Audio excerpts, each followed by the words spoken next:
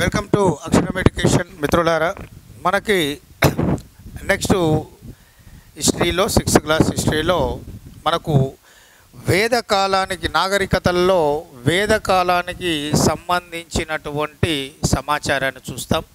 ఇందులో ఆర్యుల నాగరికత వేదకాలం అంటే అందులోనే తొలివేదం మలివేదం కలిపి ఇచ్చాడు. సో ఇది చెప్పబోయే ముందు మరొకసారి మిత్రులారా మీకు చెప్తున్నాను, మనకు టెక్స్ట్ బుక్ పాయింట్ ఆఫ్ వ్యూలో క్లాసెస్ చెప్తున్నాము మనకు అక్షరం ఎడ్యుకేషన్ తరపున.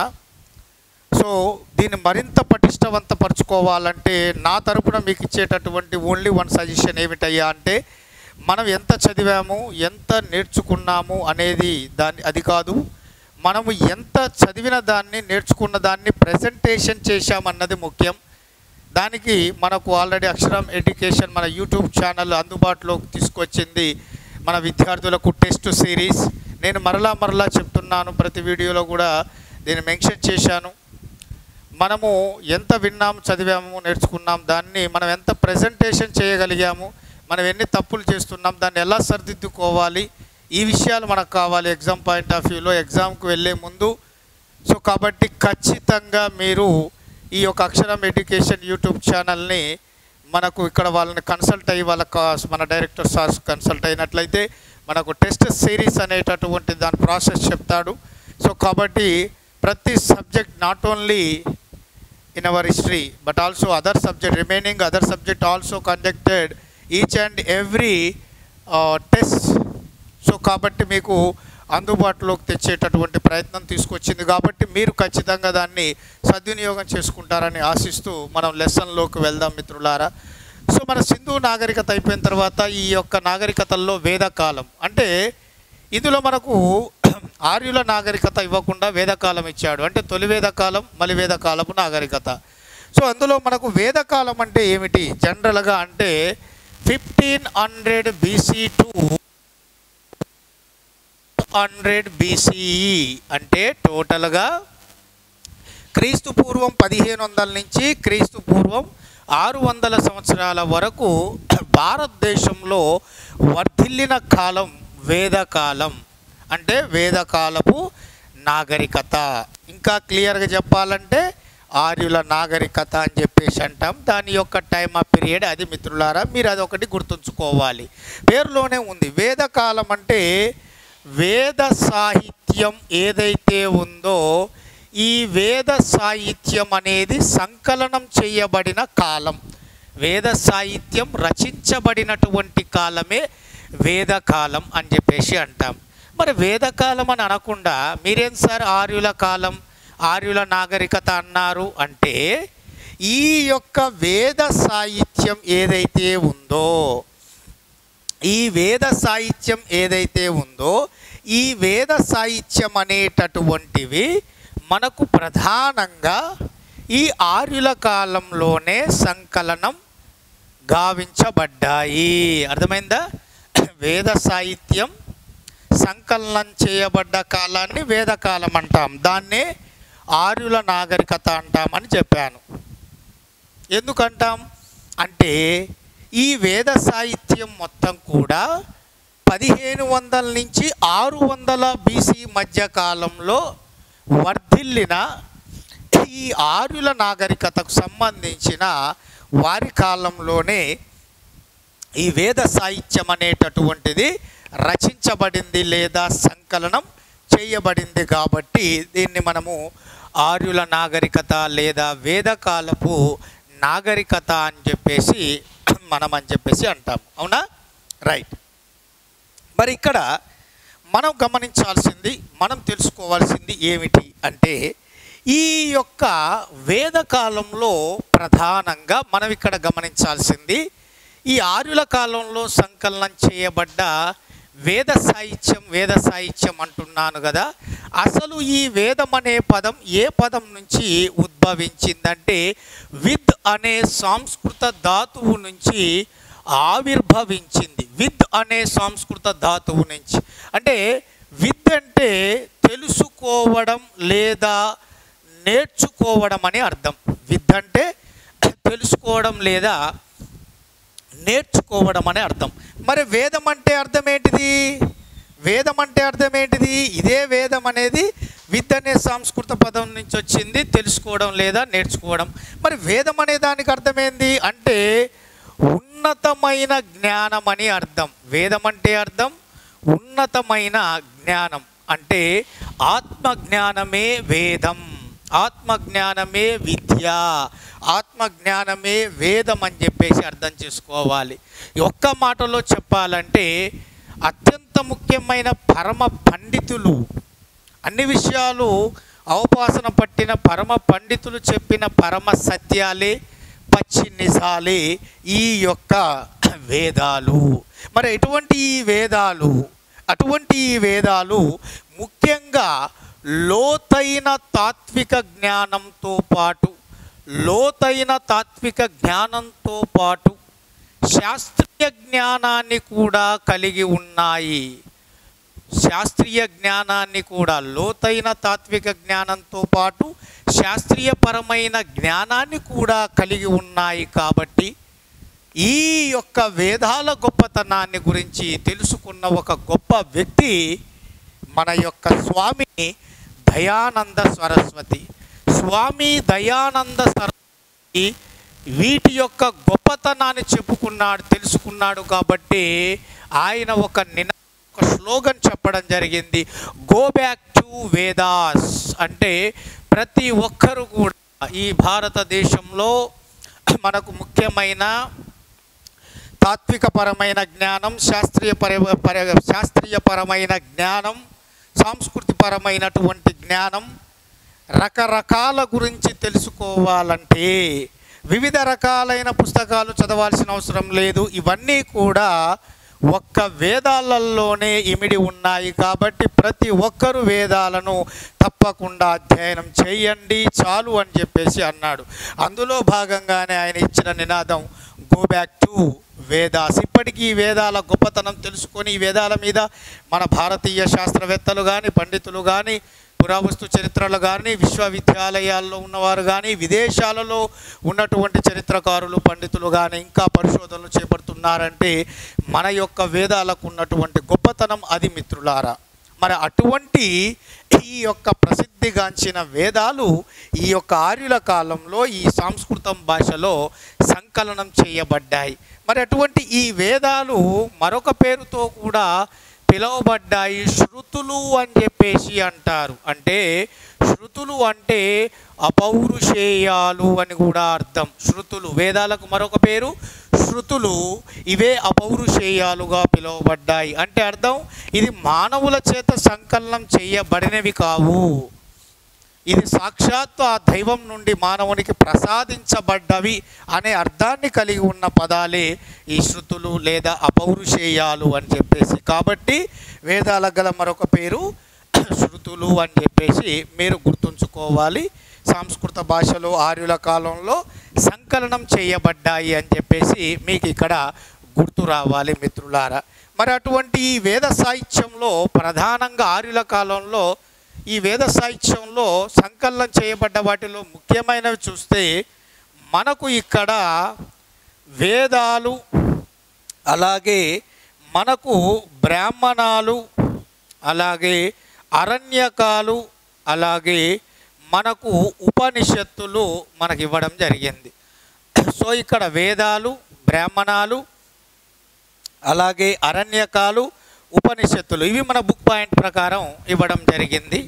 సో మరి ఇందులో మనకు వేదాలు, ఈ వేదాలు మొత్తం 4. అవి ఒకటి మనకు జనరల్గా ఋగ్వేదం, అలాగే రెండోది మనకు సీక్వెన్స్ ప్రకారం చెప్పాలంటే యజుర్వేదం, అలాగే మనకు సామవేదం, అలాగే మనకు 4వది అథర్వణ వేదం. సో వేదాలు మొత్తం ఏంటంటే వేదాలు 4. ఇవి సంస్కృత భాషలో సంకలనం చేయబడ్డాయి. మరి వేదాల్లో మొట్టమొదటిది ఋగ్వేదం.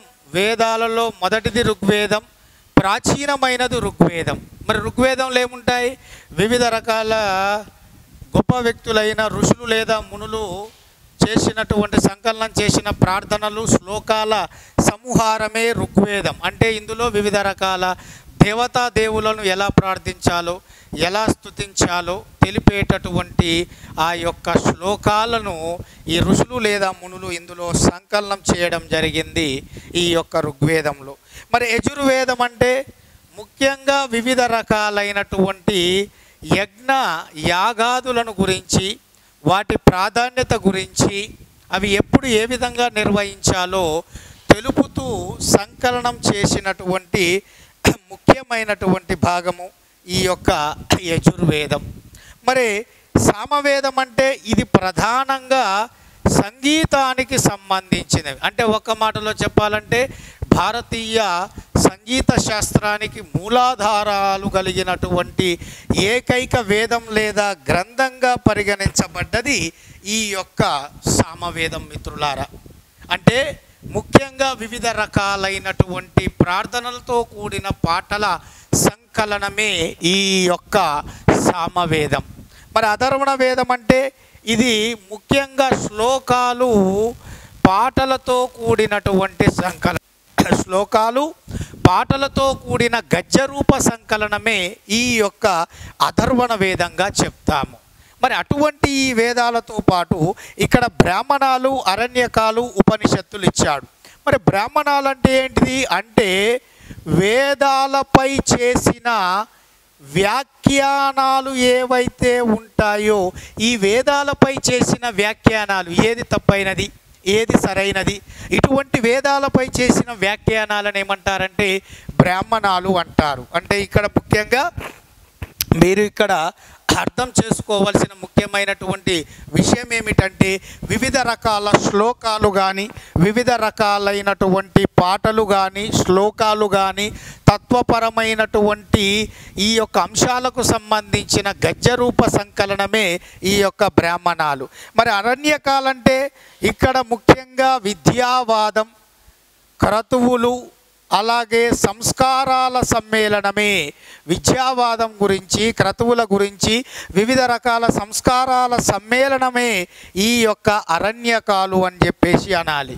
మరి ఉపనిషత్తులు అంటే ముఖ్యంగా ఆత్మకు సంబంధించిన జ్ఞానం, ప్రకృతి రహస్యాలకు సంబంధించిన జ్ఞానం, సమాచారాన్ని అందించేటటువంటివి ఉపనిషత్తులు. జ్ఞాన మార్గాన్ని, మోక్ష మార్గాన్ని సూచించేవి ఉపనిషత్తులు. ఇవి మొత్తం ఏంటంటే 108. మరి ఇందులో మనకు వేదాలు, ఉపనిషత్తులు ఈ యొక్క మనకు ఇవి హిందూ మతానికి సంబంధించిన పవిత్రమైన వేద సాహిత్యానికి సంబంధించిన గ్రంథాలుగా చెప్పబడుతున్నాయి. ఈ వేదాలు కానీ, ఉపనిషత్తులు కానీ హిందూ మతానికి సంబంధించిన, అంటే భగవద్గీతతో పాటు ఈ హిందూ మతానికి సంబంధించిన పవిత్ర గ్రంథాలుగా భావించబడుతున్న వాటిలో ఈ వేదాలు, ఉపనిషత్తులు కూడా ఉన్నాయి. ఇక్కడ ఈ విషయాన్ని కూడా మీరు గమనించాలి. ఇవన్నీ కూడా మనకు ముఖ్యంగా ఈ యొక్క ఆర్యుల కాలంలో సంకలనం చేయబడడం అనేటటువంటిది జరిగింది. కాబట్టి ఈ యొక్క ఆర్యుల నాగరికతనే మనము వేదకాలపు నాగరికత అని చెప్పేసి అంటాము. వేదకాలపు నాగరికత అని చెప్పేసి అంటాము. అందులో ఈ యొక్క ఆర్యుల యొక్క నాగరికత ఏదైతే ఉందో ఆ నాగరికతలో చోటు చేసుకున్న ఈ యొక్క మార్పుల వలన, వాళ్ళ యొక్క జీవన శైలిలో వచ్చిన మార్పుల వలన చరిత్రకారులు ఈ యొక్క వేదకాలాన్ని 2 రకాలుగా మనకు విభజించడం జరిగింది. 2 రకాలుగా విభజించడం జరిగింది. దాన్ని మనం ఏమంటాము? తొలి వేదకాలపు నాగరికత, మలివేద కాలపు నాగరికత అంటాము. కానీ అంతకుముందు మనం ఓవరాల్గా దీన్ని ఏమని పిలుస్తాము? ఆర్యుల నాగరికత అని చెప్పేసి పిలుస్తాము. ఆర్యుల నాగరికత టైమ్ ఆఫ్ పీరియడ్ 1500 నుంచి 600 BC. మరి ఆర్యుల నాగరికత అంటున్నాము. ఈ ఆర్యులు అనేటటువంటి వారు ఎవరు? మనం ఇందాక గత క్లాసులో చూసాము. భారతదేశంపై దండెత్తి సింధు నాగరికతను పతనం చేసి, వాళ్ళ పట్టణ నాగరికతను ధ్వంసం చేసి, ఒక గ్రామీణ నాగరికతను ఏర్పాటు చేసుకున్న వారు ఆర్యులు అని చెప్పేసి అనుకున్నాం. మరి ఇటువంటి ఈ ఆర్యులు అనేటటువంటి వారు ముఖ్యంగా ఏ ప్రాంతానికి సంబంధించినటువంటి వారు, వారి జన్మస్థలానికి సంబంధించినటువంటి వివిధ రకాలైనటువంటి అభిప్రాయాలను చాలామంది చరిత్రకారులు వ్యక్తపరిచారు. అందులో ప్రధానంగా ఈ ఆర్యులు స్వదేశీయులు కాదు, విదేశీయులని చెప్పారు. అందులో ఆర్యులు మధ్యాసియా ప్రాంతం, అలాగే మనకు ఆర్కిటిక్ ప్రాంతం వారని, అలాగే ఆల్ప్స్ పర్వతాలు, ఈ యొక్క ఆల్ప్స్ పర్వత పరివాహక ప్రాంతానికి సంబంధించినటువంటి వారు ఎవరైతే ఉంటారో ఈ యొక్క పరివాహక ప్రాంతంలో ముఖ్యంగా ఈ మధ్యాసియా, ఆర్కిటిక్, ఆల్ప్స్ పర్వతాలు ఈ యొక్క ముఖ్యంగా మధ్య ఆసియా, ఈ ఆర్కిటిక్ ఆల్ప్స్ పర్వతాలు ఏదైతే ఉంటాయో ఈ ఆల్ప్స్ పర్వతాల యొక్క తూర్పు భాగం నుండి వీళ్ళు వలసగా వచ్చి ఈ యొక్క భారతదేశంలో వీళ్ళు స్థిరపడి వీళ్ళు ఒక గ్రామీణ నాగరికతను ఏర్పాటు చేసుకున్నారని కొంతమంది అన్నారు. మరికొంతమంది ఏమన్నారు, వీరు ఇండో యూరోపియన్ భాష సమూహానికి సంబంధించిన వారు లేదా ఇండో యూరోపియన్ కుటుంబానికి చెందిన వారని మరికొంతమంది అని చెప్పేసి అన్నారు. ఇక కొంతమంది ఏమన్నారు, ఆర్యులు విదేశీయులు కాదు, వీరు స్వదేశీయులు, అందులో వీరు సప్త సింధు ప్రాంతానికి సంబంధించినటువంటి వారని కొంతమంది అన్నారు. అంటే ఇందులో కొంతమంది విదేశీయులని, కొంతమంది స్వదేశీయులు అని చెప్పేసి అన్నారు. మరి విదేశీయులు అనడానికి ఆధారాలు ఇవి. మరి స్వదేశీయులు అనడానికి ఆధారాలు ఏమిటి అంటే వీళ్ళేం చెప్పారు, ఈ ఆర్యులు అనేటటువంటి వారు సింధు నది, దాని యొక్క 5 ఉపనదులు చెప్పుకున్నాంగా, సట్లెజ్, జీలం, చీనాబ్, రావి, బియాస్, దీనితో పాటు సరస్వతి నది. సో సప్త సింధు అంటే ఇది సింధు నది, దాని 5 ఉపనదులు, సరస్వతి. ఈ పరివాహక ప్రాంతాన్ని సప్త సింధు ప్రాంతం అంటాము. కాబట్టి వీళ్ళు స్వదేశీయులే, ఇక్కడ వాళ్ళే అని చెప్పారు. యాక్చువల్గా ఈ ఆర్యులు ఇక్కడ స్థిరపడ్డది కూడా వాళ్ళ ఆధారాలు కూడా మనకు దొరికింది సింధు నది, సరస్వతి నది పరివాహక ప్రాంతమే. సింధు నది, సరస్వతి నది పరివాహక ప్రాంతంలోనే వాళ్ళు మొట్టమొదటగా స్థిరపడ్డట్టు ఆధారాలు బయటపడడం అనేటటువంటిది జరిగింది. అంతేకాదు ముఖ్యంగా ఈ యొక్క నేటి భారతదేశంలో రాజస్థాన్లోని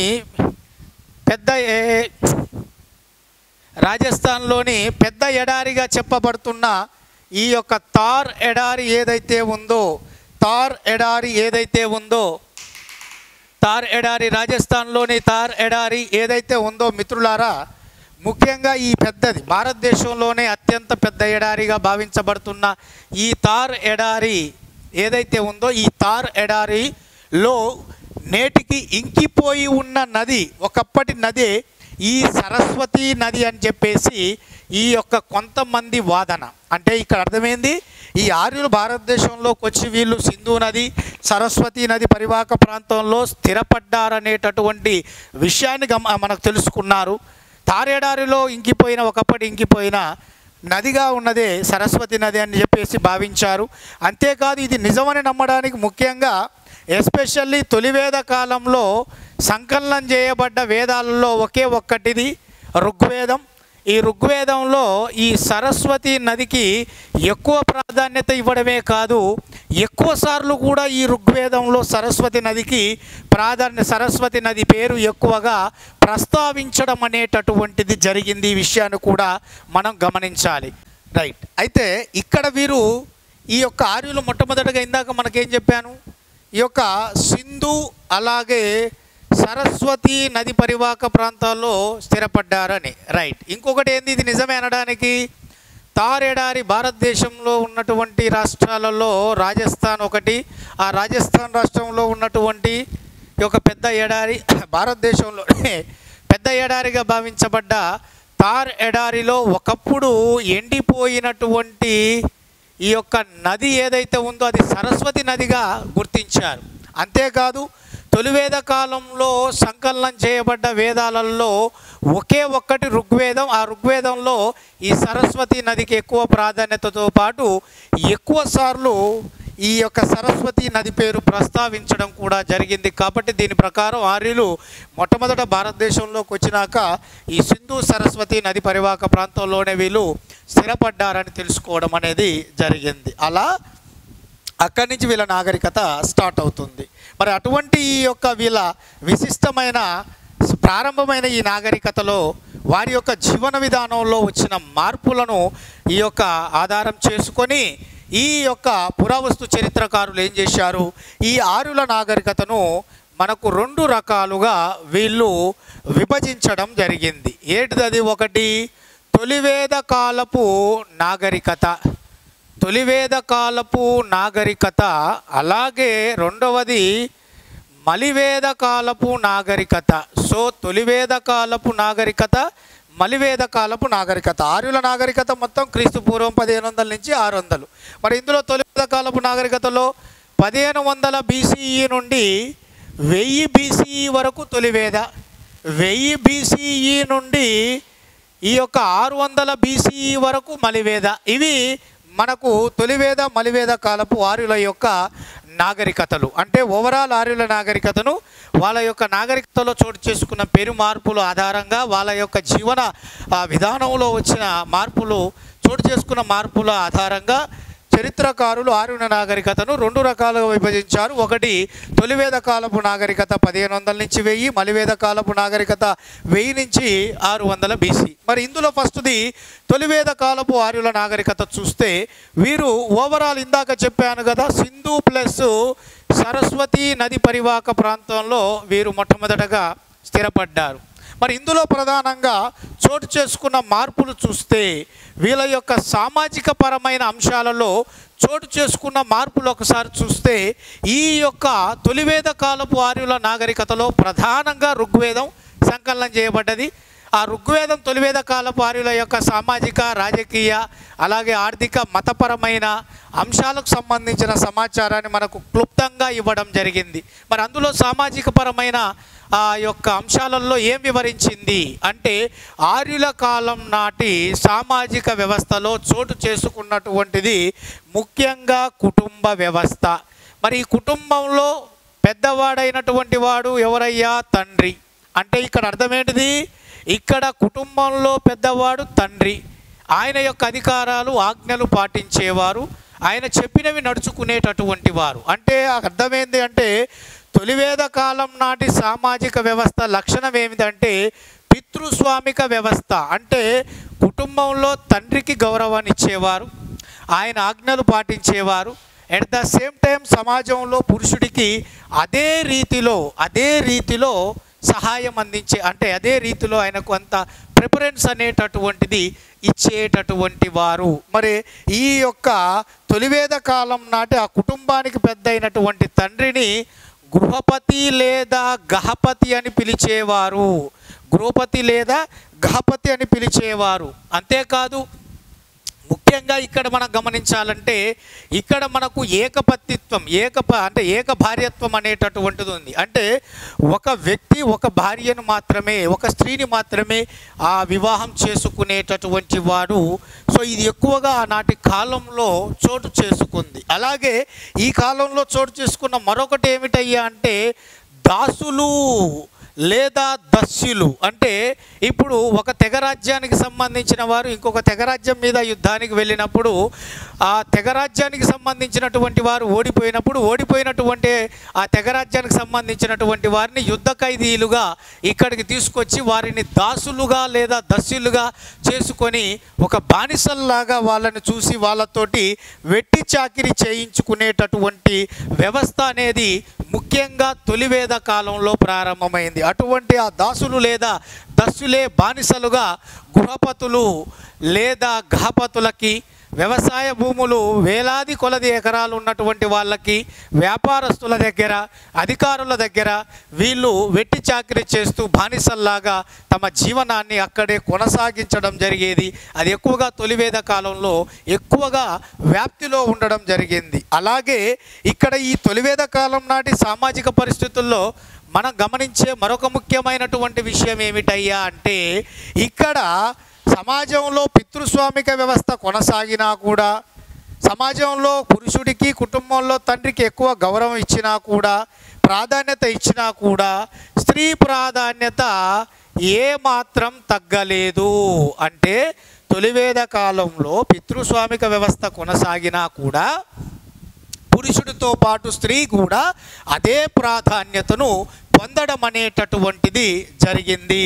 అంటే పురుషుడితో పాటు వేదాలను సంకలనం చేయడంలో పాల్గొంది, యజ్ఞ యాగాదుల్లో పాల్గొంది, రాజకీయపరమైనటువంటి అంశాలలో కూడా పురుషుడితో పాటే సమానమైనటువంటి ప్రాధాన్యత పొందింది, ఆస్తిలో హక్కును కూడా పొందడం జరిగింది. ఇన్ని రకాలైనటువంటివి ఇక్కడ చోటు చేసుకున్నాయి ఈ యొక్క తొలివేద కాలంలో. మరి ముఖ్యంగా స్త్రీ తొలివేద కాలంలో పురుషుడితో పాటు అంత ప్రాధాన్యత పొందిందనడానికి నిదర్శనగా పురుషుడితో పాటు తొలివేద కాలం నాటి స్త్రీలు కూడా అత్యున్నతమైన విద్యావంతులుగా పేరుగాంచడమే, చదువుకోవడమే. దానికి ఉదాహరణగా గార్గి, మైత్రేయి, అపర, లోపాముద్ర, ఘోష, అలాగే మనకు ఇంద్రాణి, అలాగే విశ్వవర లేదా మనకు విశ్వంబర. సో వీళ్ళంతా కూడా గార్గి, మైత్రేయి, అపల, లోపాముద్ర, ఘోష, ఇంద్రాణి, విశ్వవర లేదా విశ్వంబర వంటి తొలివేద కాలం నాటి ఆనాటి అత్యున్నతమైన విద్యావంతులుగా పేరుగాంచినటువంటి మహిళలు ఉండడం, వారు వేదాలు సంకలనం చేయడం, గొప్ప స్కాలర్స్గా పేరుగాంచడం కూడా మనము హర్షించదగ్గటువంటి విషయం. అంటే ఆనాటి సమాజంలో పురుషుడితో పాటు స్త్రీ కూడా ప్రాధాన్యత ఇవ్వబడ్డది అని చెప్పడానికి. దీనికి ఇంకొక ఉదాహరణ ఏంటంటే స్త్రీని కించపరిచేటటువంటి వివక్షగా చూసే సతీసాగమనం కానీ బాల్య వివాహాలు కానీ లేవు. సతీసాగమనం, బాల్య వివాహాలు తొలివేద కాలం నాటి సమాజంలో లేవు. బట్ ఇక్కడ ముఖ్యంగా వితంతు పునర్వివాహాలు ఉన్నాయి. ముఖ్యంగా ఆనాటి సమాజంలో ఈ యొక్క స్త్రీకి మేలు చేసేటటువంటి స్త్రీకి. సో సతీసాగమనం, బాల్య వివాహాలు లాంటి సాంఘిక దురాచారాలు లేవు. కేవలం ఒక స్త్రీ భర్త చనిపోతే మళ్ళీ తన జీవితాన్ని పునర్ప్రారంభించడానికి ఒక తోడుని కోరుకునే రైట్స్ రావడం, వివాహం చేసుకోవడం. వితంతు పునర్వివాహాలు అనేటటువంటివి ఆనాటి కాలంలో చోటు చేసుకున్నాయి. స్త్రీకి అత్యంత ప్రాధాన్యతను అందించడం అనేటటువంటిది జరిగింది. ఇది కూడా మనం ఇక్కడ గమనించాల్సిన విషయం. ఇదంతా కూడా దేనివల్ల జరిగిందయ్యా అంటే ఆనాటి కాలంలో కూడా ముఖ్యంగా కుల వ్యవస్థ లేకపోవడం, వర్ణ వ్యవస్థ లేకపోవడం. కుల వ్యవస్థ, వర్ణ వ్యవస్థ అనేది సమాజంలో లేదు. ఇష్టం వచ్చినటువంటి వారు తమ వృత్తులను స్వేచ్ఛగా చేపట్టేటటువంటి హక్కులు వాళ్ళకు కలిగి ఉండడం. కుల వ్యవస్థ, వర్ణ వ్యవస్థ లేదు. ముఖ్యంగా ఎవరి వృత్తిని వారు స్వేచ్ఛగా స్వీకరించే హక్కు అనేటటువంటిది రావడం. తర్వాత వీటన్నిటితో పాటు విద్య అనేటటువంటిది అందరికీ అందుబాటులో ఉండడం. ముఖ్యంగా తొలివేద కాలంలో విద్య అనేటటువంటిది అందించడానికి ప్రధానంగా గురుకులాలు అనేటటువంటివి ప్రధానమైనటువంటి పాత్ర పోషించడం జరిగింది. మరి ఇటువంటి గురుకులాలలో పురుషులతో పాటు స్త్రీ కూడా సమానమైనటువంటి యుద్ధ తంత్రానికి సంబంధించిన వ్యవహారాలను, అలాగే ముఖ్యంగా వేదాంతం, అలాగే ముఖ్యంగా వ్యవసాయం, ముఖ్యంగా పశు పెంపకం, అలాగే హస్తకళా నైపుణ్యాలు, యుద్ధానికి సంబంధించినటువంటి తంత్రాలతో పాటు వ్యవసాయం, పశువుల పెంపకం లేదా పశుపోషణ, వివిధ రకాల హస్తకళా నైపుణ్యాలు, అలాగే అన్నిటికంటే ముఖ్యంగా వేదాంతం, ఈ అన్ని సబ్జెక్టులను పురుషుడితో పాటు స్త్రీలు కూడా ఆనాటి తొలివేద కాలంలో విద్యకు కేర్ ఆఫ్ అడ్రస్గా సెంటర్ ఆఫ్ పాయింట్గా ఉన్నటువంటి విద్యను అందించే ప్రధాన బోధనా కేంద్రాలుగా చెప్పబడ్డ గురుకులాలలో వీరు అభ్యసించడమే ఈ అన్ని కారణాలకు ముఖ్యంగా ఉన్నటువంటి బలం. కాబట్టి ఈ పాయింట్ను కూడా మనము పూర్తి స్థాయిలో ఇక్కడ మనము గమనించాలి. అంతేకాదు పురుషుడితో పాటు స్త్రీ కూడా ఆనాటి సమాజంలో సేమ్ వస్త్రధారణ, వేషధారణ అదే రీతిలో కలిగి ఉండడం జరిగింది. ముఖ్యంగా చూస్తే ఆనాటి వస్త్రధారణ, వేషధారణలో వస, అదివస అనేటటువంటివి ప్రధానమైన పాత్ర పోషించాయి. వస, అదివస. వస అంటే ఏంది అంటే దోవతి అంటే ధోతి అంటాము, కింద ధరించే వస్త్రం. అదివస అంటే పైన ధరించే వస్త్రం, శరీరానికి పైన కప్పుకునేది, పైన ధరించేది అదివస. వస అంటే దోవతి అంటే కింద ధరించేటటువంటి వస్త్రం. స్త్రీ పురుషులు ఇరువురు కూడా ఉన్ని నూలు వస్త్రాలతో ఇటువంటి వస, అదివస అనే వస్త్ర వేషధారణను ఆనాటి సమాజంలో కలిగి ఉన్నారు. అలాగే సింధు నాగరికత కాలం నాటి సమాజంలో ఉన్న ఈ యొక్క స్త్రీలు పురుషులు ఏ విధమైనటువంటి అలంకార ప్రియత్వాన్ని కొనసాగించారో అదే రీతిలో వీళ్ళు కూడా కొనసాగించారు. అంటే గాజులు, ముఖ్యంగా చేతికి ఉంగరాలు, చెవికి ఉంగరాలు, చేతికి ఉంగరాలు, మోచేతికి ఈ యొక్క ఆభరణాలు, మన చేతికి ఈ యొక్క గాజులు, కాలికి మట్టెలు. సో ముఖ్యమైనటువంటి ఇటువంటి యొక్క అంశాలను ఆర్యులు, అంటే ఎస్పెషల్లీ తొలివేద కాలం నాటి ఈ యొక్క ఆర్యుల నాగరికత కాలంలో ఉన్న సమాజంలో స్త్రీలు వీళ్ళు కూడా అలంకరణ ప్రియత్వాన్ని చాటుకున్నారు. అంతేకాదు వీరు ముఖ్యంగా ఇంకా స్పెషల్గా చెప్పాలంటే ఇంకొక స్టెప్ పైకి వెళ్ళారు. శిరోజాలకు వాళ్ళు ఎక్కువగా ప్రాధాన్యత ఇచ్చేవారు. శిరోజాలకు ఈరోజు మనం రాసుకుంటున్న కొబ్బరి నూనె లాంటిది వాళ్ళు ఈ యొక్క ఆ రోజుల్లో రాసుకునేవాళ్ళు. సో స్త్రీలు శిరోజాలకు నూనె రాసుకునేవారు, జడను అందంగా అల్లుకునేటటువంటి వారు.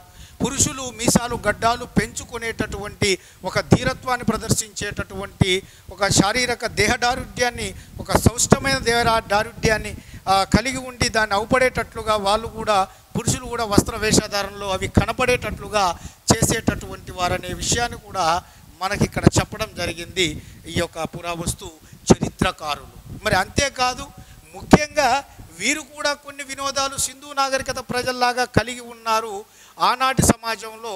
మరి ఏంటివి అన్నప్పుడు ఒకసారి చూస్తే ఇక్కడ మనకు రథ పందెములు అనేది, అలాగే మనకు సంగీతం, అలాగే మనకు నాట్యం, అలాగే వేట, అలాగే మల్ల యుద్ధాలు. సో మీరు ఒకసారి ఇక్కడ అబ్జర్వ్ చేస్తే రథ పందెములు, అలాగే సంగీతం, నాట్యం, వేట, మల్ల యుద్ధాలు ఇవన్నీ కూడా తొలివేద కాలం నాటి ఆర్యుల నాగరికతకు సంబంధించిన ప్రధానమైనటువంటి అన్ని కూడా వినోదాలు. మరి ఇందులో ఇన్ని కూడా వినోదాలే, బట్ ప్రధాన వినోదం అన్నప్పుడు మాత్రము ఇక్కడ మీరు ఏం గమనించాలి, ఏం గుర్తుపెట్టుకోవాలంటే ఇక్కడ రథ పందెములు అనేటటువంటి విషయాన్ని మీరు గుర్తుపెట్టుకోవాలి. ఇవన్నీ కూడా వినోదాలే, బట్ ప్రధాన వినోదం అంటే మాత్రము రథ పందాలు. అదే సింధు నాగరికత కాలంలో అయితే మనకు బుక్ పాయింట్ ఆఫ్ వ్యూలో ఎడ్ల పందాలు అనేటటువంటివి మనము ఈ బుక్ ప్రకారమే ఫాలో కావాలి అనే విషయాన్ని ఇక్కడ మనం గమనించాలి. ఓకేనా? అంతేకాదు వీరి కాలంలో ఈ యొక్క సంగీతం, నాట్యానికి సంబంధించినటువంటివి ప్రాధాన్యత ఉంది అని చెప్పడానికి కొన్ని మ్యూజికల్ ఇన్స్ట్రుమెంట్ కూడా ఇక్కడ వీరి కాలంలో ప్రాచుర్యంలో ఉన్నాయి. 3 సంగీత వాయిద్య పరికరాలు, ధ్వని, అలాగే 2 తంత్రి, 3వది వాయు. 1వది ధ్వని, 2 తంత్రి, 3 వాయు. ఏంటివి? ధ్వని, తంత్రి, వాయు అనేవి 3 ఏంటి అంటే తొలివేద కాలం నాటి ఆర్యుల కాలంలో బాగా ప్రాచుర్యంలో ఉన్న ప్రసిద్ధిగాంచిన 3 సంగీత వాయిద్య పరికరాలు. మరి ఒకసారి అబ్జర్వ్ చేస్తే ఈ మూడింటిని మనం ఎలా గుర్తుంచుకోవాలంటే వేణువు, వీణ, మధ్యల, వేణువు, వీణ, మధ్యల. సో ఇది ధ్వని, వేణువు, తంత్రి, వీణ, మధ్యల, వాయు. ధ్వని అంటే వేణువు, వేణు ఈ యొక్క పిల్లన గ్రోవి, తంత్రి అంటే వీణ, వాయు అంటే మధ్యల. ఇలా గుర్తుంచుకోండి. సో ఈ వేణువు, వీణ, మధ్యల అనేటటువంటివే మనకు ధ్వని, తంత్రి, వాయు అనేటటువంటి పేర్లతో ఈ ముఖ్యంగా తొలివేద కాలం ఆర్యుల కాలంలో బాగా ప్రాచుర్యంలోకి వచ్చిన ప్రసిద్ధిగాంచినటువంటి గొప్పవైన ఈ యొక్క some 3 important musical instruments are implemented or elaborated in that period of pre Vedic Aryan civilization society అనేటటువంటిది మీరు ఒకటి ఈ క్లియర్గా గుర్తుంచుకుంటే సరిపోతుంది మిత్రులారా. ఓకేనా? ఇవంతా కూడా మనకు ఎస్పెషల్లీ ఈ యొక్క తొలివేద కాలపు ఆర్యుల కాలంలో సామాజిక పరిస్థితులు అన్నప్పుడు ఎస్పెషల్లీ ఈ పాయింట్స్ అనేటటువంటివి మీరు క్లియర్గా గుర్తుంచుకుంటే మన టెక్స్ట్ బుక్ ప్రకారంగా మనం ఈజీగా మన క్వశ్చన్ అనేది పోకుండా ఉంటుంది. ఓకే? మరి ఇక్కడ తొలివేద కాలం మరి ఆర్థిక పరిస్థితులు కానీ, మరి మత పరిస్థితులు, రాజకీయ పరిస్థితులు మరి ఏ విధంగా ఉన్నాయి అనేటటువంటిది కూడా ఒకసారి మనం చూద్దాం. మనకి ఇక్కడ ముఖ్యంగా మరి తొలివేద కాలం నాటి రాజకీయ పరిస్థితులు ఏ విధంగా ఉన్నాయి అనేది ఇక్కడ ఒకసారి చూద్దాం. ఈ తొలివేద కాలం నాటి రాజకీయ పరిస్థితులు అంటే వాళ్ళ యొక్క పరిపాలన విధానం. మరి పరిపాలన విధానంలో ఇక్కడ చోటు చేసుకున్న మార్పులు అన్నప్పుడు ప్రధానంగా మనం గమనించాల్సినటువంటివి ఏమిటి అంటే వాళ్ళ కాలం నాటి పరిపాలన విధానం. ఆ పరిపాలన విధానంలో భాగంగా అప్పుడు మనం ఏం చెప్పుకోవాలి, తొలివేద కాలంలో అంతా కూడా తెగ రాజ్యాలు. ఎందుకంటే ఆర్యులు తెగలుగా మన యొక్క భారతదేశంలోకి వచ్చి స్థిరపడ్డారు. అలా వచ్చినప్పుడు ఏమైంది, ఒక తెగ ఇంకొక తెగ మీద ఆధిపత్యం సంపాదించే క్రమంలో నీటి వనరుల మీద, గడ్డి భూముల మీద, ఈ యొక్క గోసంపద మీద ఆధిపత్యం సంపాదించాలన్న ఉద్దేశంతో తరచుగా యుద్ధాలు చేసుకునేటటువంటివి తొలివేద కాలంలో. మరి అటువంటి పరిస్థితుల్లో ప్రతి తెగకు సంబంధించిన ప్రజలు ఏం ఆలోచించసాగారంటే, ఇతరుల తెగ మా తెగ మీద ఆధిపత్యం సంపాదించకుండా మా తెగ శక్తివంత రాజ్యంగా ఉండాలంటే మా తెగ సంబంధించినటువంటి వారిలో శక్తివంతమైన వాడు, తెలివిగలవాడు, సమర్థుడంతుడైనటువంటి వ్యక్తిని మేము అబ్జర్వ్ చేసి అతను మా తెగకు నాయకుడిగా ఉంచుకోవాలని చెప్పేసి వాళ్ళు ఆలోచించారు. ఆ ఆలోచనలో భాగంగా వచ్చిందే ఈ యొక్క రాజన్ లేదా రాజు. ఈయన ఎవరంటే ఈ యొక్క తెగ నాయకుడు. తొలివేద కాలం నాటి తెగ నాయకుడు ఎవరంటే రాజన్ లేదా రాజు. ఈయన ప్రధానమైన బాధ్యత ఏమిటి, తనను తెగ ప్రజల్లో సర్వసాధారణమైనటువంటి తనని ప్లస్ తనను నమ్మి తనను తెగ నాయకుడిగా ఎన్నుకున్న తన తెగ రాజ్య ప్రజల్ని ఇతర తెగ దాడుల నుంచి రక్షించాలి. అలాగే నా తెగ రాజ్య ప్రజల యొక్క గడ్డి భూములను, పశు సంపదను కూడా రక్షించాలి అనే ప్రధానమైన బాధ్యతను కలిగి ఉండేవాడు. అంతేకాదు తొలివేద కాలంలో ఈ రాజన్ లేదా రాజు యొక్క పాలన నిరంకుశంగా లేదు, వంశపారంపర్యంగా కూడా లేదు. ప్రజల యొక్క కోరిక మేరకు ప్రజలను సంక్షేమాన్ని దృష్టిలో పెట్టుకొని ప్రజల చేత ఎన్నుకోబడిన ఒక తెగ నాయకుడిగా మాత్రమే తొలివేద కాలంలో ఈయన భావించబడ్డాడు. మిత్రులారా, వాళ్ళ ప్రజా సంక్షేమాన్ని దృష్టిలో పెట్టుకొని ఈయన పరిపాలన చేశాడు. అంతేకాదు నిర్ణయాలు ఈయన ఒక్కడు వ్యక్తిగతంగా తీసుకోకుండా ప్రజల సంక్షేమాన్ని దృష్టిలో పెట్టుకొని పరిపాలనలో తన తప్పులను ఒప్పులను చూపెడుతూ పరిపాలన పారదర్శకంగా ఉండడానికి ఈ యొక్క రాజన్ లేదా రాజు సభా సమితి అనేటటువంటి 2 ముఖ్యమైన అసెంబ్లీలను ఏర్పాటు చేయడం జరిగింది. ఈ పరిపాలనా పరమైనటువంటి అసెంబ్లీలు, సభా సమితిల ప్రకారం నడుచుకుంటూ ఈ రాజన్ లేదా రాజు ప్రజా సంక్షేమాన్ని దృష్టిలో పెట్టుకొని ఈ తొలివేద కాలంలో పరిపాలన చేశాడు. మరి ఆర్థిక పరిస్థితులు ఏ విధంగా ఉన్నాయి తొలివేద కాలంలో అనేది ఒకసారి చూస్తే ప్రధాన వృత్తి ఇక్కడ వ్యవసాయమే. మరి వీరు కూడా వ్యవసాయంలో భాగంగా ఇక్కడ బియ్యం అంటే వరి, బార్లీ, గోధుమలు, బీన్స్, నూనె గింజలు సో ఇవన్నీ కూడా మనకి బియ్యం, బార్లీ, గోధుమలు, బీన్స్ అలాగే నూనె గింజలు లాంటివి ముఖ్యమైన పంటలు పండించడం జరిగింది.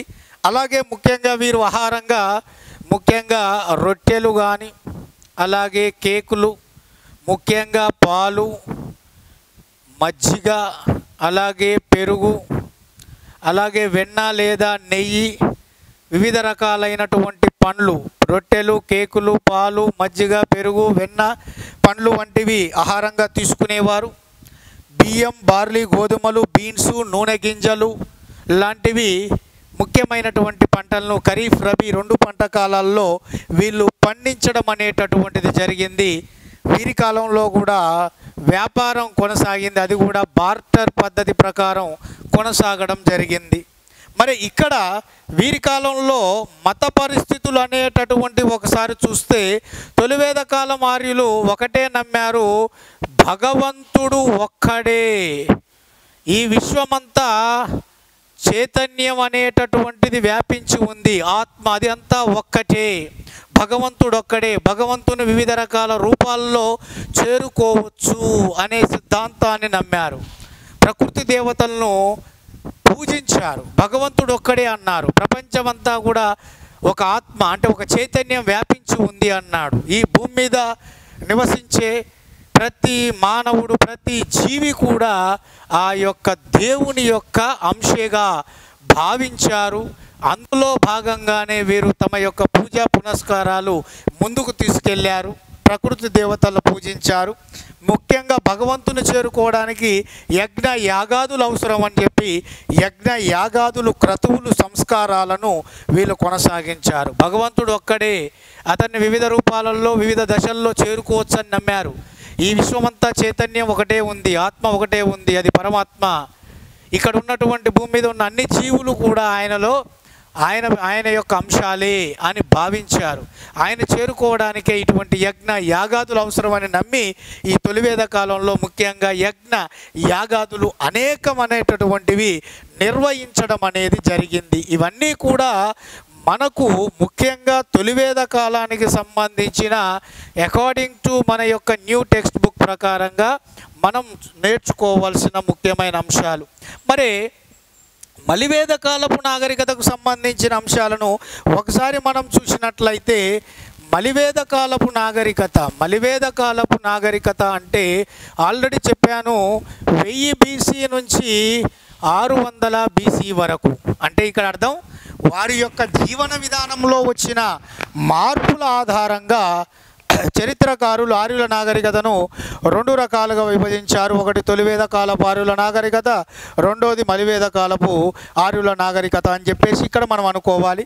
మరి అందులో మనకు ముఖ్యంగా అబ్జర్వ్ చేసినట్లయితే ఈ మలివేద కాలపు నాగరికత ప్రధానంగా చూస్తే ఇక్కడికి వచ్చేసరికి వాళ్ళ యొక్క జనజీవన విధానం, స్థిర నివాసం ఏ విధంగా ఉంది అంటే ఇక్కడ సరస్వతి, సింధు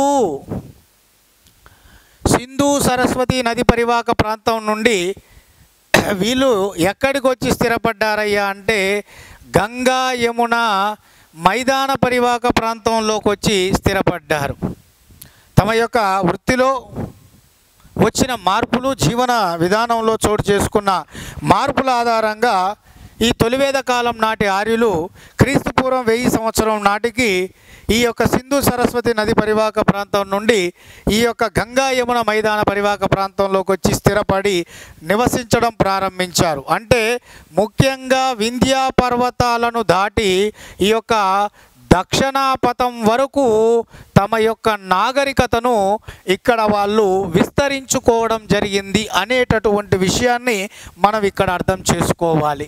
మరి ఈ మలివేద కాలంలో చోటు చేసుకున్న ముఖ్యమైన పరిణామాలు ఏమిటి అంటే రాజకీయ పరిస్థితుల్లో చూస్తే ఇక్కడికి వచ్చేసరికి ఏమైంది, తొలివేద కాలంలో తెగ ప్రజల చేత తమ తెగ ప్రజల సంక్షేమం కొరకు ఎన్నుకోబడిన తెగ నాయకుడైన రాజన్ లేదా రాజు ఇక్కడికి వచ్చేసరికి సర్వశక్తిమంతుడయ్యాడు, సార్వభౌమాధికారి అయ్యాడు, నిరంకుశ అధికారాలను కలిగి ఉన్నాడు, పూర్తి సార్వభౌమాధికారిగా పిలువబడ్డాడు. అప్పుడు ఒక తెగ రాజ్యానికి మాత్రమే నాయకుడు. ఇప్పుడు మలివేద కాలంకి వచ్చేసరికి కొన్ని తెగ రాజ్యాల కలయికగా రూపొందించబడ్డ జనపదం లేదా సామ్రాజ్యానికి అధిపతిగా ఈ మలివేద కాలం నాటి ఈ యొక్క రాజన్ లేదా రాజు లేదా చక్రవర్తిగా నిరంకుశ సార్వభౌమాధికారాలు కలిగి ఉన్నాడు. రాజరికము ఈ యొక్క వంశపారపర్యంగా వారసత్వంగా సంక్రమింపచేసేటటువంటి సరికొత్త అధ్యాయానికి పునాది పడ్డది ఈ యొక్క మలివేద కాలంలో. కర్త కర్మ క్రియ అన్నీ రాజు చెప్పింది వినాలి, రాజు చెప్పింది పాటించాలి, రాజుకు సలహాలు సంప్రదింపులు ఎవడు ఇవ్వకూడదు అనేటటువంటి విషయం రావడం వల్ల తొలివేద కాలంలో రాజన్ చేత స్థాపించబడ్డ ఈ సభ సమితి అనే 2 అసెంబ్లీలు తమ ప్రాధాన్యతను పూర్తిగా కోల్పోయాయి. తద్వారా ఈ రాజు అనేటటువంటి వాడు పూర్తి స్థాయిలో తన కాన్సంట్రేషను తాను తీసుకున్న ఏకపక్ష నిర్ణయాల మీద ఆధారపడేవాడు. అందుకనే తాను ఏం చేశాడు, ఈ యొక్క బ్రాహ్మణులు చెప్పినట్లుగా అనేక రకాలైనటువంటి యజ్ఞ యాగాదులు చేయడం ప్రారంభించాడు. దేనికోసం అంటే రాజ్య విస్తరణ కోసం. తొలివేద కాలంలో గోవుల కోసం, నీటి వనరుల మీద ఆధిపత్యం కోసం, గడ్డి భూముల మీద ఆధిపత్యం కోసం యుద్ధాలు చేస్తే మలివేద కాలంలో ఈ జనపదాలు లేదా రాజ్యాలను ఆక్రమించడానికి యుద్ధాలు చేశారు. అందుకే ఆ రాజ్య విస్తరణలో భాగంగా మలివేద కాలంకి వచ్చేసరికి రాజు లేదా చక్రవర్తి బ్రాహ్మణుల సహకారంతో అత్యంత కీలకంగా రాజ్య విస్తరణ చేయడానికి అశ్వమేధ, అలాగే రాజసూయ, అలాగే వాజపేయ వంటి యాగాలను అత్యంత ఖర్చుతో కూడుకున్న ఈ 3 యాగాలను నిర్వహించి రాజ్య విస్తరణ చేయడం జరిగింది. అందులో భాగంగానే ఈ యాగాల పేరు మీద అనేకమైన నోరు లేని మూగజీవాలను జంతు బలులుగా ఇవ్వడం అనేటటువంటిది జరిగింది. ఇక్కడ ఈ విషయాన్ని కూడా మీరు గమనించాలి. మరి ఇక్కడ అత్యంత కీలకమైనటువంటి సామాజిక పరిస్థితుల్లో చోటు చేసుకున్నటువంటి అంశాలు ఏమిటి అనేది చూస్తే మలివేద కాలంలో కూడా పితృస్వామిక వ్యవస్థ కొనసాగింది. పురుషుడికి ప్రాధాన్యత ఇవ్వడం జరిగింది, బట్ స్త్రీకి ప్రాధాన్యత ఇవ్వలేదు. తొలివేద కాలంలో ఇచ్చారు, మలివేద కాలంలో పురుషుడితో పాటు స్త్రీ సమానమైన ప్రాధాన్యతను కోల్పోయింది, వంటింటికి పరిమితమయ్యింది. దానికి గల కారణం ఏమిటి అంటే మలివేద కాలంలో వర్ణ వ్యవస్థ ప్రారంభమైంది. తన యొక్క విస్తృత రూపాన్ని అభివృద్ధి పరుచుకుంది. వర్ణ వ్యవస్థ అంటే ఏంది? వర్ణం ఆధారంగా ఈ యొక్క ఆనాటి సమాజంలో మానవులను 4 రకాలుగా విభజించారు. బ్రాహ్మణ, క్షత్రియ, వైశ్య, శూద్ర. బ్రాహ్మణులు యజ్ఞయాగాదులు చేయాలి, హోమాలు నిర్వహించాలి. క్షత్రియులు రాజ్యపాలన చేయాలి, రాజ్య విస్తరణ చేయాలి. వైశ్యులు వ్యవసాయం, వ్యాపారం, పశుపోషణ చేయాలి. పై 2 వర్ణాల వారికి కానుకలు చెల్లించాలి. ఇక 4వ వాడు శూద్రుడు. ఈయన ఆనాటి కులంలో, ఆనాటి సమాజంలో వర్ణ వ్యవస్థలో ఈ ముఖ్యంగా అంటరాని వాడిగా భావించబడ్డాడు. పై 3 వర్ణాల వారికి సేవ చేస్తూ శ్రామిక ఆయన శ్రమను వాళ్ళకు అందిస్తూ జీవనాన్ని కొనసాగించేవాడు.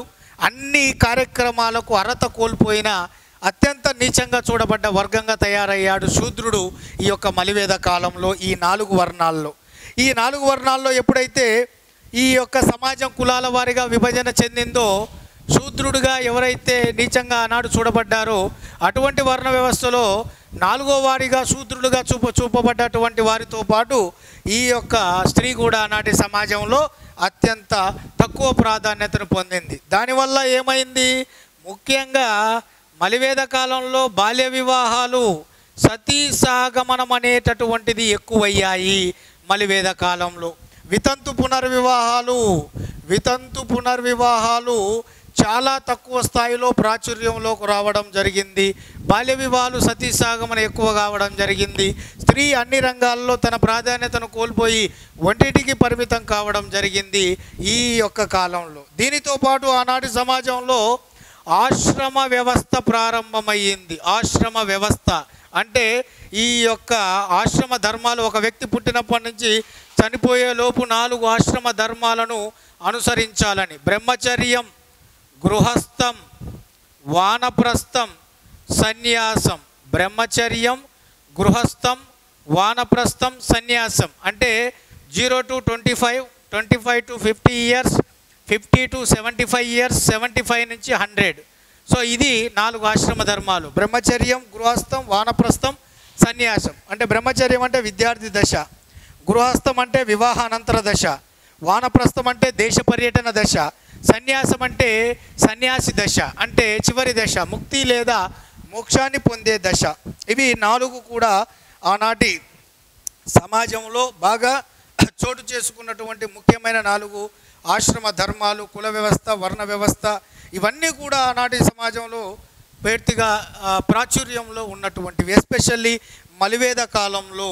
మరి మలివేద కాలంలో మత పరిస్థితులు ఏ విధంగా ఉన్నాయి అంటే, తొలివేద కాలంలో దేవుడు ఒక్కడే అనేటటువంటి భావన అనేది పక్కకు తొలగి ప్రకృతి దేవతా దేవుళ్ళను పూజించడం పక్కకు పెట్టి ఈ యొక్క ముఖ్యంగా త్రిమూర్తుల ఆరాధన ప్రారంభమైంది. త్రిమూర్తులతో పాటు ఈ త్రిమూర్తుల యొక్క భార్యలైనటువంటి, అంటే మనకు జనరల్గా త్రిమూర్తులు అంటే ఇక్కడ మనకు ప్రజాపతి, అలాగే విష్ణువు, అలాగే మనకు శివుడు.